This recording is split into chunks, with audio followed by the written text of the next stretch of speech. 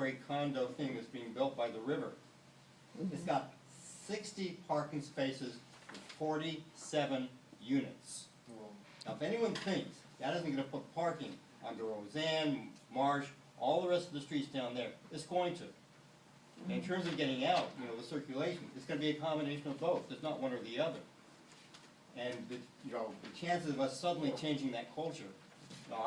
I used to live in Silver Lake and bike to work as a teacher in East LA. Long before it was popular. Okay?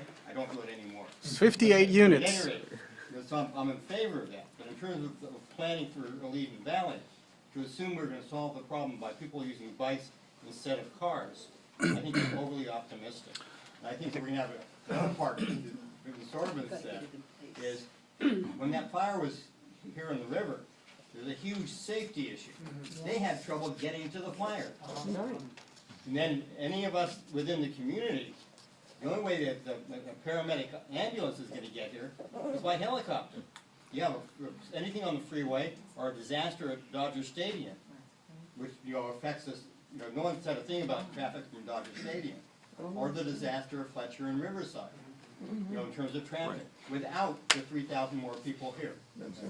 I mean, and just to put it in perspective, the traffic generation from residential is about the lowest traffic generator of all the possible land use. Special events and entertainment, as you've experienced, that would be the highest traffic generator. And so, interestingly, residential tends to generate fewer than 2 trips a day per unit. Because sometimes people don't leave, and they usually leave in the morning and come back in the afternoon. If you have a special event thing where you get hundreds of people descending at one time, that's where you really get the crises. But and the traffic flow, I don't know what the count is at Fletcher and Riverside, but I'm going to guess it's in the neighborhood of 100,000 cars a day, something like that. The busier intersections in LA are all about 100 to 130,000 cars a day. So it's just to put it in perspective, it's unlikely that even 3,000 additional people here would have a significant impact. Now, if you put a movie theater at Fletcher and Riverside, or a 10-story yoga complex, that would be, or a 10-story spinning complex, that would be a disaster from a traffic and parking perspective. Yeah. Well, if I go to Studio City and I want to park my car, the city of LA owns a parking garage that's right by the river. They do? They do. There are parking facilities that are downtown as well that the city owns, and you pay money to go in there. And I don't know if you have enough commerce here to warrant that, but if you have some lots, like the Enterprise lot, or you have some lots that maybe could be purchased. I've never done anything, I don't know how to go about it, but maybe the city needs to start buying 1 or 2 lots for public parking. Well, so I do a lot of work in parking communities around the city, and one of the things that I find is very helpful is to define the problem that you're trying to solve.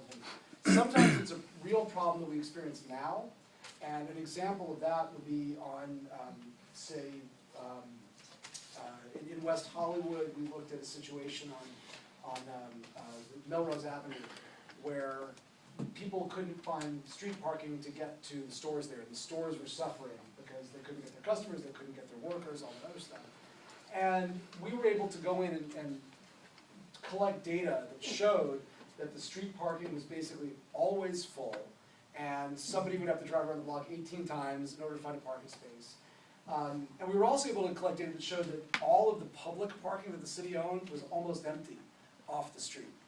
And so the trick there was, okay, the problem we're solving is we want access for customers and workers, so let's get the cars off the street and off street and figure out what to do. And we actually succeeded in doing that through a variety of what are called transportation demand mechanisms.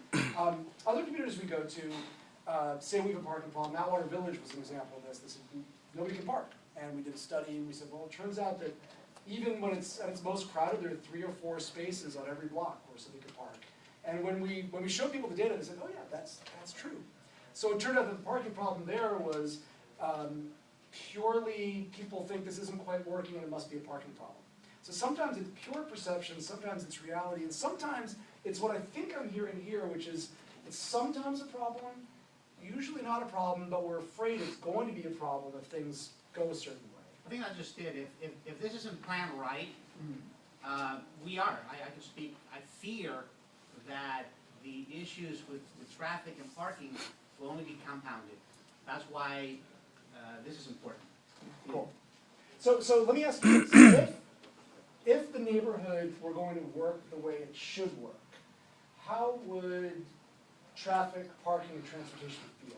What would it be like? David, you want to comment on that? No, I was just back to, I still think that our preoccupation, I'm sure most people, when they say parking, they sort of mean traffic circulation. But if we put a fabulous 5-story parking structure in the middle of the Legion Valley, we could park every car that ever came here. But nobody would ever use it. But, well, and even if everybody used it, the question would still be, when they all leave for work in the morning, like somebody said, how do they get out?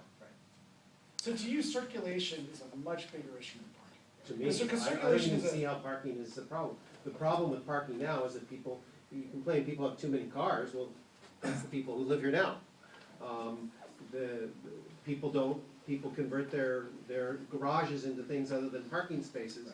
So we're pretty much, the parking problem is gonna be not any worse if you had a huge structure, but the additional Right, well, cars. and in fact, you bring up an important point. One of the things that has been discovered as people have tried to solve parking and circulation problems around the country, and actually the trends have completely reversed. The old way of doing it was, you want to solve a parking problem, build a garage.